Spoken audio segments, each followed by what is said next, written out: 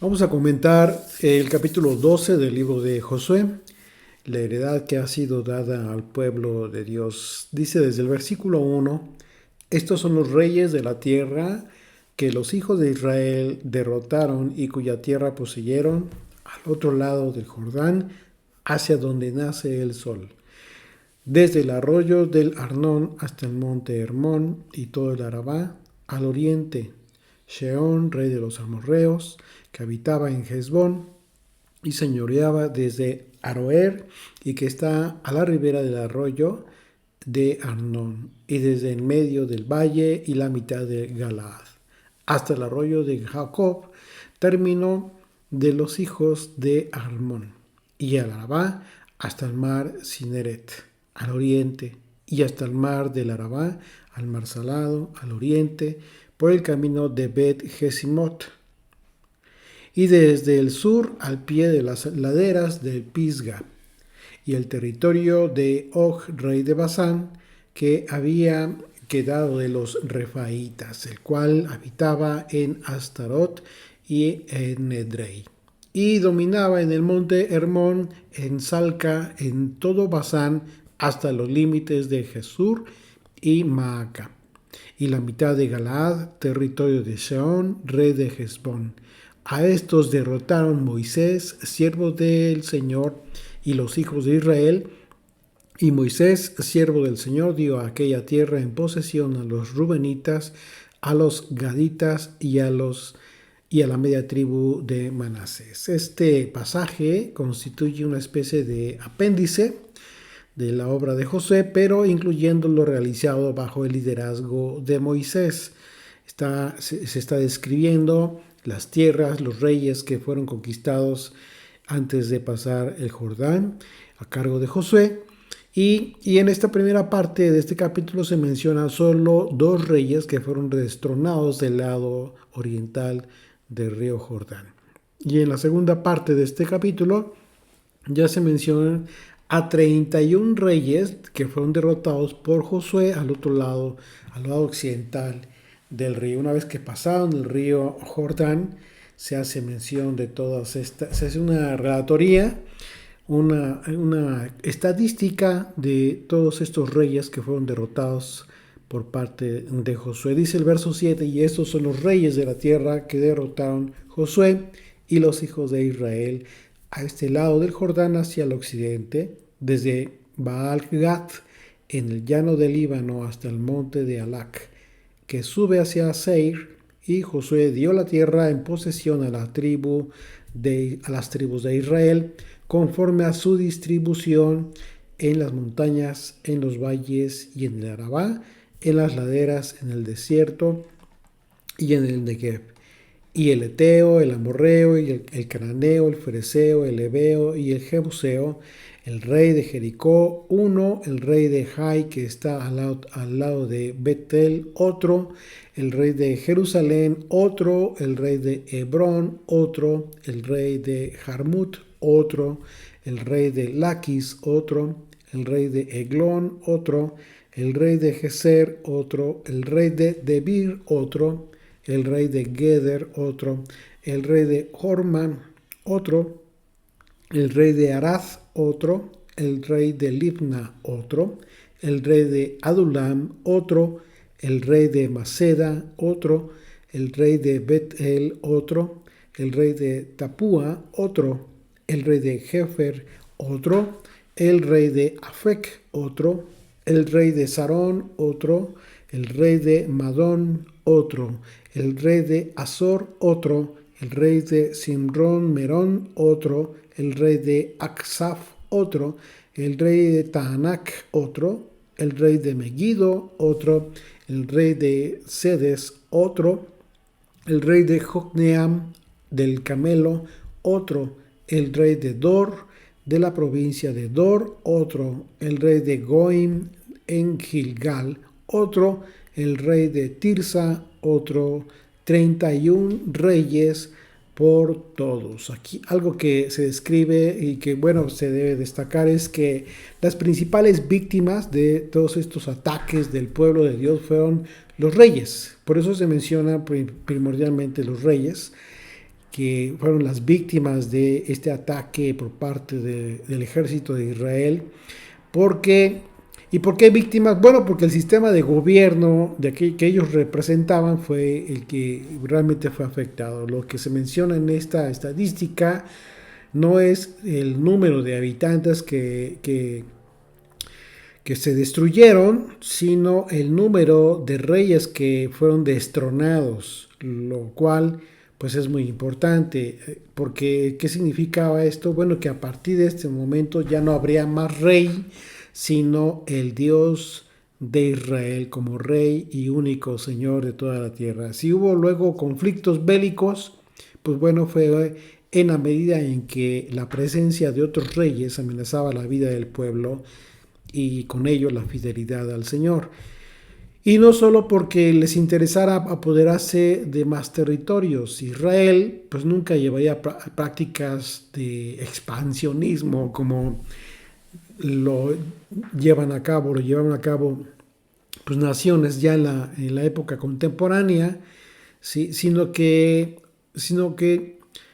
Israel fue fiel al mandamiento del Señor y su propósito era simplemente mantener la tierra que el Señor le entregó.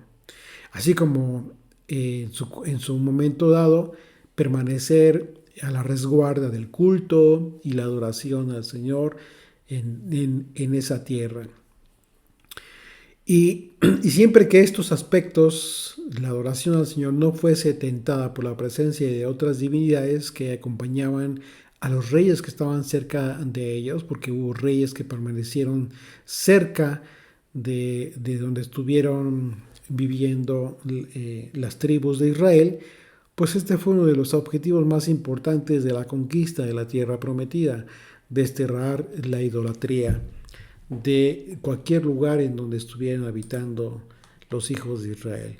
Y por otro lado, también es necesario destacar el hecho de que antes de que una lucha entre poderes, políticamente hablando, lo que había en el fondo era una perspectiva en todos estos reyes de Canaán. Fue una lucha espiritual, porque para estos reyes su apoyo, su aspecto más importante, lo que les daba poder, eran sus divinidades.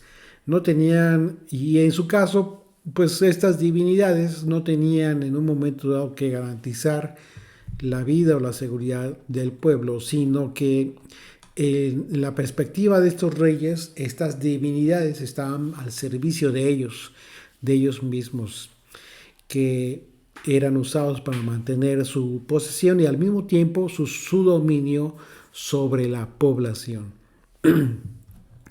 Así es de que la formación de este pueblo de Israel, pues bueno, se da en medio de la solidaridad que estuvieron guardando, porque bueno, recordemos que hablamos de estas tribus que son llamadas ya en los documentos contemporáneos como las tribus transjordánicas, hablando de la tribu de Rubén, la tribu de Gad y la media tribu de Manasés, las tribus que fueron que recibieron tierra del lado occidental del río Jordán, y la obediencia a un solo Dios y la repartición justa y equitativa de la tierra pues fue fundamental en esta equidad, la solidaridad del pueblo. Lo que sucedió en realidad pues no fue un reemplazo de unos dioses por otros, sino el paso de una forma distinta de ser pueblo. Es decir, Israel llegó a esta tierra para establecer una forma de vida distinta en los pobladores de toda esta región. Ahora con una misión, con una bendición y un llamado que debería reflejarse en una actitud determinada respecto a los otros pueblos. Es decir, sería un pueblo distinto en todos sus aspectos. Y en el aspecto histórico que Dios había preparado para ellos, el tiempo de la venida de Jesucristo vendría a ser el clímax de toda esta preparación. Dice el capítulo 13 Continuamos ahí en el verso 1 del capítulo 13 de Josué. Dice, siendo Josué ya viejo, entrado en años, el Señor le dijo, tú eres ya viejo de edad avanzada y queda aún mucha tierra por poseer. Esta es la tierra que queda, todos los territorios de los filisteos y todos los de los gesureos, desde Sior, que está al oriente de Egipto, hasta el límite de Ecrón al norte, que se considera de los cananeos, de los 5 príncipes de los filisteos, el gaseo, el asdodeo, el ascaloneo, el gateo y el ecroneo. También los abeos, al sur toda la tierra de los cananeos, y Mejara, que es de los sidonios hasta Afec, hasta los límites del amorreo, la tierra de los giblitas y todo el Líbano hacia donde sale el sol, desde Baal Gad al pie del monte Hermón hasta la entrada de Hamat. Bueno, aquí estas palabras que el Señor le habla a Josué, pues no fueron de ninguna manera un reclamo, ni mucho menos, sino en realidad el Señor habló con Josué para que tuviera paz, a pesar de que aún faltaba tierra por conquistar. La totalidad de la tierra prometida aún no estaba en poder del pueblo de Israel, pero esto no significó que Dios haya incumplido en su promesa o la incapacidad para cumplirlas. Por supuesto que no. Más bien, se anuncia un tiempo en el que el Señor pondría a prueba la fidelidad del pueblo una vez más y la calidad de su fe y esperanza. Aunque algunos comenzarán en un momento y comenzarían a quejarse, pues como siempre, una actitud que siempre caracterizó a Israel, comenzarían a quejarse de que todavía tendrían ahí cerca a los enemigos. Para Josué esto no debió ser visto como un fracaso, por supuesto, sino más bien como un proceso normal que tenemos todos. Todo ser humano tiene un proceso que llega al final de su vida, de nuestra vida, sin que necesariamente en un momento dado se hayan cumplido los proyectos aquí en la tierra. Y eso es importante entenderlo. Una cosa es nuestro propósito divino cumplido en la tierra, que una vez cumplido el Señor nos llama a su presencia, y otra cosa son los aspectos, proyectos materiales que tenemos en este mundo, que podemos terminarlos, pueden quedar pendientes, pero el propósito más importante es el propósito divino que hemos cumplido en este mundo. Y en el caso de Josué, ese es el mensaje que el Señor le da a Josué, un mensaje de aliento, de paz. No en el sentido de que Josué haya sido incapaz para cumplir su misión, todo lo contrario, Josué cumplió el propósito divino de su existencia en este mundo, así como tú y yo, en algún momento de nuestra existencia habremos de tener la satisfacción de haber cumplido con nuestro propósito divino, haber peleado la buena batalla, así como lo hizo Josué. Dice el verso 6 de Josué capítulo 13. Todos los que habitan en las montañas desde el Líbano hasta el Misrefotmaim, todos los sidonios, yo los exterminaré delante de los hijos de Israel. Solamente repartirás tú por suerte el país a los israelitas por heredad como te he mandado. Y efectivamente, a partir del próximo capítulo y en adelante, se describe toda esta repartición de tierra a las tribus. Vamos a ir viendo poco a poco cómo es que Josué efectivamente cumplió este último mandamiento, esta última orden del Señor de los ejércitos. Las palabras del Señor cuando dijo, tú pues solo da la tierra por sorteo a Israel como heredad, como te he mandado. Cuando él le dice esto, quiere decir que Josué vería realizadas sus expectativas en torno a la promesa de Dios. Es decir, Josué no se vería a sí mismo como un hombre fracasado que se retira. Más bien, va a recoger frutos de su trabajo. O mejor, el trabajo que Dios ha hecho en él y por medio de él.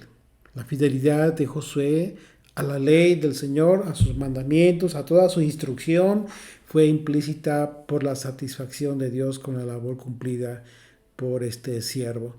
La distribución de la tierra que se llevó a cabo conforme a toda la estrategia establecida por el Señor era el resultado de esta fidelidad que mantuvo Josué al Señor. Dice el verso 7, reparte pues ahora esta tierra en heredad a las 9 tribus y a la media tribu de Manasés. Recuerden una vez más que las otras tribus, ¿sí? Las otras tribus fueron, ya habían recibido su tierra, con Moisés al otro lado del Jordán, del lado occidental. ¿Ok? Dice verso 8, porque los rubenitas y gaditas y la otra mitad de Manasés recibieron ya su heredad, la cual les dio Moisés al otro lado del Jordán al oriente, según se dio a Moisés siervo, se la dio Moisés siervo del Señor, desde Aroer, que está a la orilla del arroyo de Arnón, y la ciudad que está en medio del valle, y toda la llanura de Medeba, hasta Dibón, todas las ciudades de Seón, rey de los amorreos, el cual reinó en Hesbón, hasta los límites de los hijos de Amón. Y Galaad, y los territorios de los Gesureos, y de los Maacateos, y todo el monte Hermón, y toda la tierra de Basán, hasta Salca. Todo el reino de Og en Basán, el cual reinó en Astarot y en Edrei, el cual había quedado del resto de los refaítas, pues Moisés los derrotó y los echó.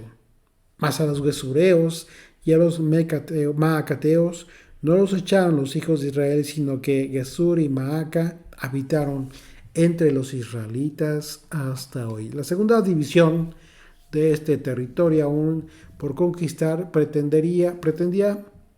comprendería más bien la tierra de los cananeos, y que es una región montañosa de la Galilea superior hasta la zona que era una zona notable de cuevas y lugares de difícil acceso, hacia el oriente, hacia Afec, en el Líbano, hasta la frontera de los amorreos. El tercer distrito, llamado así, que quedaba sin poseer, era la tierra de los biblos, que está ubicada sobre los Mediterráneos a unos 60 kilómetros al norte de Sidón. Todo el Líbano al oriente, que es una cadena montañosa que tiene su fin en lo que se conoce como el monte Hermón. Ustedes pueden ver, si tienen la oportunidad o han tenido la oportunidad de estar en Israel, se van a dar cuenta cómo es visible toda esta cadena de montes que es conocido como Hermón. Todo lo que habitan en las montañas desde el Líbano hasta Misrefotmaim, territorio habitado por los sidonios y por los fenicios. Después de la mención de los territorios que aún faltaba por poseer, se recuerda una promesa que tuvo el objetivo de dar ánimo para no confundir lo incompleto de la posesión de esta tierra, de la tierra prometida, con la imposibilidad de parte del Señor de entregar todas estas tierras en manos del pueblo escogido. Así es de que no fue una imposibilidad que fuera por parte del Señor, sino que todo lleva un tiempo.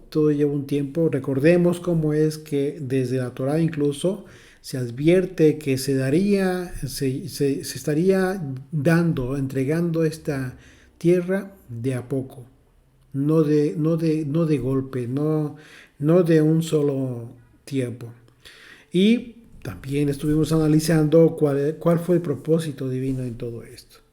Las promesas de Dios se cumplen, aunque no siempre de la forma que para nosotros sería como lógica o como lo estuviésemos esperando o como estamos acostumbrados, según nuestra mentalidad. La mentalidad del hombre normalmente siempre espera que Dios entregue todo lo que ha prometido de una vez. Pero hemos visto de reiteradas ocasiones que el Señor hace las cosas de forma distinta. Sin embargo, pues en esta oportunidad no toda la tierra prometida fue recibida, quizás como algunos lo esperaban. Este era un proceso más complejo y esto era un desafío hasta cierto punto al pueblo para mantenerse fiel en medio de las presiones bélicas y espirituales de los sobrevivientes a la primera ola de posesión de la tierra prometida. Así es de que la adquisición de varias tierras era una realidad ya, pero el Señor les mostró lo que aún faltaba para que no fueran a considerar que todo lo habían ya alcanzado y no necesitaban preocuparse más de momento. La confianza en Dios no debía disminuir, ahora que el peligro de otros ejércitos aparentemente ya había desaparecido. Realmente la confianza tendría que ser fortalecida. Y bueno, las tribus llamadas transjordánicas de Rubén, la de Gad y la media tribu de Manasés, pues ya habían recibido su heredad, como lo comentamos, en la zona oriental del río Jordán, bajo la dirección de Moisés. Moisés en su momento recibió la petición de estos líderes tribales y las razones que también justificaron su posesión en aquel lugar. La tribu de Rubén estaría al sur, Gad en el centro y Manasés hacia el norte. En los libros de Números y de Deuteronomio, los pasajes señalados se encuentran instrucciones detalladas que se dieron a estas tribus y que se relacionan a las necesidades de mantener firme la solidaridad de las demás tribus que pasarían del otro lado del Jordán. Es decir, estarían separados por el río, pero tendrían que mantener esta solidaridad como pueblo, ¿sí? Siempre.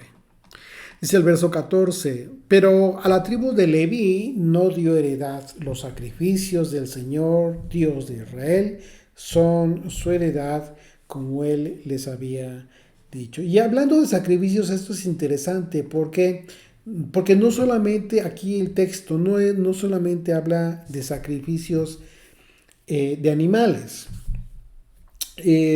Habla de sacrificios, habla de todo el sistema sacrificial que implicaba las ofrendas, etc. Así de que podemos recordar cómo es que efectivamente en el libro de Números, capítulo 18, el Señor le dio los diezmos a la tribu de Leví precisamente para que se sostuvieran de la gratitud del pueblo manifestada a Dios a través de este mandamiento cumplido, para que los levitas tuvieran sostenimiento. Y como ya lo sabemos, pues la tribu de Leví ya no recibió tierras por heredad como lo recibirían las otras tribus. Dice Números capítulo 35, verso 1, habló el Señor a Moisés en los campos de Moab, junto al Jordán, frente a Jericó, diciendo: manda a los hijos de Israel que den a los levitas de la posesión de su heredad ciudades en que habiten.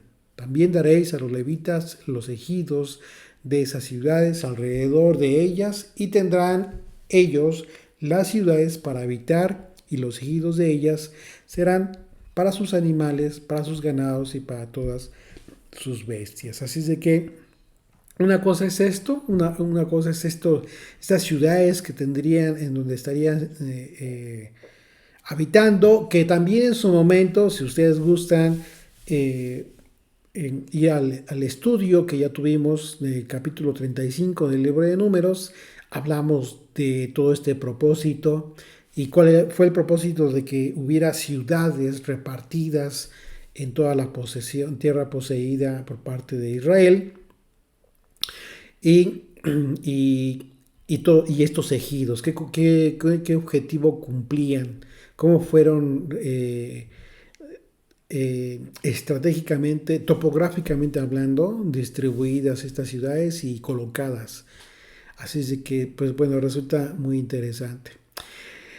Continuamos ahí en Josué 13, verso 15. Dice, dio pues Moisés a la tribu de los hijos de Rubén conforme a sus familias, y fue el territorio de ellos desde Aroer, que está a la orilla del arroyo de Arnón, y la ciudad que está en medio del valle, y toda la llanura hasta Medeba, Esbón, con todas sus ciudades que están en la llanura, Dibón, Bamot, Baal, Beel, Baal Meón, Haasa, Kademot, Mefaat, Kiriatim, Sibma, Seret Ha-Sahar, en el monte del valle, Bet Peor, las laderas de Pisga, Bet Jesimot, todas las ciudades de la llanura y todo el reino de Sehón, rey de los amorreos, que reinó en Esbón, al cual derrotó Moisés y a los príncipes de Madián,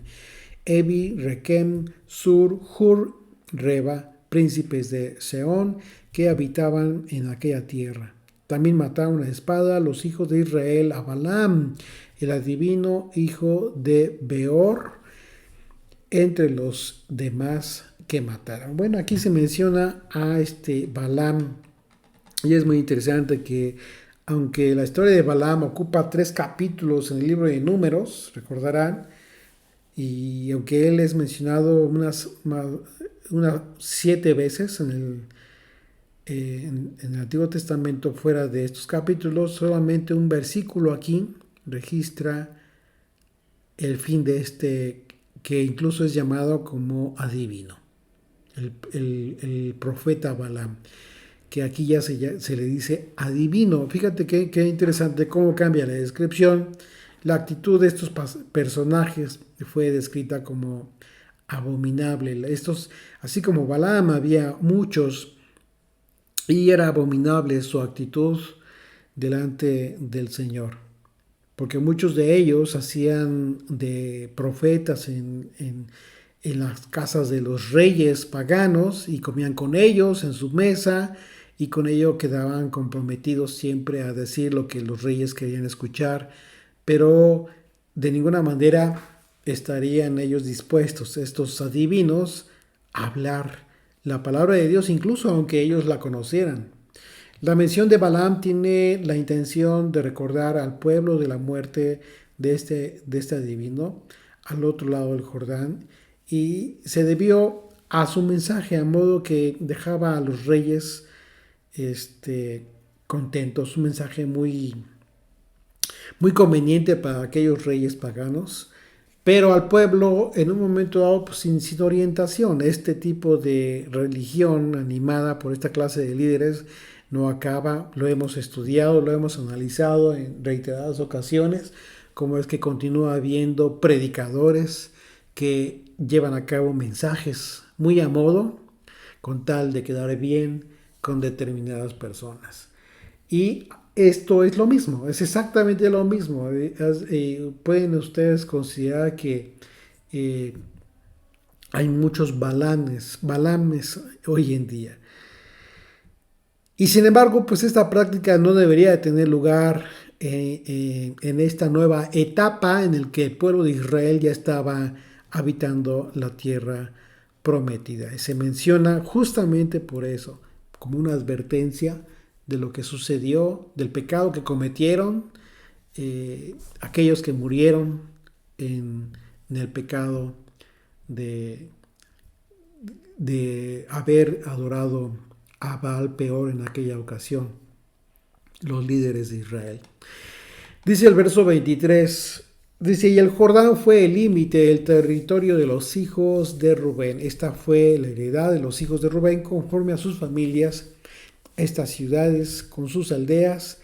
Dio asimismo a Moisés a la tribu de Gad, a los hijos de Gad conforme a sus familias. El territorio de ellos fue Jazer y todas las ciudades de Galaad, a la mitad de la tierra de los hijos de Amón hasta Aroer, que está enfrente de Rabá, y desde Hezbón hasta Ramat, Mizpa y Betonim, y desde Mahonaim hasta el límite de Bir, y en el valle Bet Aram, Bet Nimra, Sucot y Safón, resto del reino de Seón, rey del Hesbón, el Jordán y su límite hasta el extremo del mar de Cineret. Al otro lado del Jordán, al oriente, esta es la heredad de los hijos de Gad por sus familias, estas ciudades con sus aldeas. También dio Moisés heredad a la media tribu de Manasés, y fue para la media tribu de los hijos de Manasés conforme a sus familias. El territorio de ellos fue desde Mahanaim, todo Basán, todo el reino de Og, rey de Basán, y todas las aldeas de Jair que están en Basán. 60 poblaciones, a la mitad de Galaad y Astarot. Y en Edrei, ciudad del reino de Og de Basán, para los hijos de Maquir, hijo de Manasés, para la mitad de los hijos de Maquir, conforme a sus familias. Esto es lo que Moisés repartió en heredad en los llanos de Moab, al otro lado del Jordán, de Jericó al oriente, más a la tribu de Leví no dio Moisés heredad. El Señor Dios de Israel es la heredad de ellos, como él les había dicho. ¿Por qué se menciona todo esto? ¿Por qué se menciona una vez más todos los lugares, las ciudades que el Señor dio en posesión a cada tribu? Esto es importante. Por esa razón se menciona una vez más lo que Moisés entregó en posesión. ¿Por qué es importante? ¿Qué es lo que sucede hoy en día? Allá, hoy en día, en la época contemporánea, allá en Oriente. Bueno, es un problema porque hay otros que dicen ser dueños de la tierra originalmente hablando. Estas escrituras son las escrituras de propiedad, literalmente. Lo que nosotros leemos en estos capítulos y vamos a leer, a continuar leyendo en los próximos capítulos de casi ya hasta el final del libro de Josué, constituye las escrituras públicas que le acreditan a Israel y a las tribus de Israel la posesión la posesión legal de todas estas ciudades, de toda esta región. Así de que, pues imagínense qué importante es este registro. No hay nada en la Biblia que sea obvio. Todo tiene un sentido, todo tiene una lógica. Y ese es uno de los propósitos más importantes. Dejar constancia de que Israel son los propietarios, son los dueños, los poseedores de toda esta región. Hablando topográficamente, por supuesto, topográficamente hablando, de todas estas regiones. Y por esa razón se describe que Moisés no le dio, una vez más, no le dio a Leví heredad. ¿Por qué se describe una vez más? Si ya lo sabíamos, ya quedó registrado anteriormente, precisamente porque se está haciendo una relatoría, un registro escritural, por decirlo así, de a quién se le dio, qué se le dio y en el caso específico de la tribu de Leví, por qué no se le dio posesión a esta tribu. ¿Para qué? Para que el día de mañana no hubiera confusión, no hubiera discusión al respecto. ¿Por qué? Porque quedó muy claro por escrito. En este pasaje pues, se menciona en dos ocasiones, como ya lo vimos, el hecho de que la tribu de Leví no se les dio heredad, porque el Dios de Israel es la heredad de ellos, tal como se describe en el capítulo 18 del libro de Números. Y este aspecto que de alguna manera pues es muy importante si nosotros lo consideramos en este sentido, en el sentido de que hoy en día el pueblo de Dios, ¿sí? Pues no pudiera considerarse que tiene una heredad geográfica. Hoy estamos dispersos en las naciones del mundo. Y esto nos conecta espiritualmente con la tribu de Leví, en el aspecto de la heredad. No porque pretendamos que sustituimos a los levitas de ninguna manera, no. De ninguna manera no sucede así, sino que así como los levitas en su tiempo, su heredad fue el Señor. Hoy nosotros, al no tener una heredad geográfica, igualmente nuestra heredad es el Señor. Primera de Pedro, capítulo 2, verso 5, recordamos, vosotros también como piedras vivas, sed edificados como casa espiritual y sacerdocio santo para ofrecer sacrificios espirituales aceptables a Dios por medio de Jesucristo. Es decir, hablando del sacerdocio, aquí Pedro está hablando del sacerdocio, hablando de un sacerdocio distinto. No se está hablando, Pedro no está hablando de los levitas, sino de los creyentes que en ciertos aspectos, espiritualmente hablando, tomaríamos cierto lugar. ¿Sí? El apóstol Pedro, hablando del tiempo de la restauración del pueblo de Dios, se refiere al pueblo como sacerdote, sabiendo que de antemano el propósito de los levitas estaba ya por cumplirse en su tiempo de Pedro y ya estaría llegando a su término. Pedro recordó la promesa de Dios hecha en el Sinaí. ¿Cuál promesa? Ahora pues, si dieres oído a mi voz, dijo Dios, y guardareis mi pacto, vosotros seréis mi especial tesoro sobre todos los pueblos. Hablando de todo el pueblo de Dios. No solamente le estaba hablando en ese momento a los levitas, a los que serían levitas en su momento. No, sino estaba hablando de todo el pueblo, que sería un especial tesoro sobre todos los pueblos para el Señor. Porque dice, mía es toda la tierra. Éxodo 19:5. Mía es toda la tierra. Una vez más, Dios está hablando de la posesión de la tierra, pero dice, mía es toda la tierra. No solamente hablando de la tierra prometida, sino de toda la tierra. Dice, verso 6, y vosotros me seréis un reino de sacerdotes y de gente santa. Estas son las palabras que diréis a los hijos de Israel. ¿Te das cuenta? Qué importante es entender que si Dios está diciendo que eres el dueño de toda la tierra, pues no tenemos que preocuparnos hoy en día por una porción geográfica específica, porque ya no tiene sentido. Esta promesa Dios se la dio a su pueblo en el contexto de declararse a sí mismo dueño de toda la tierra.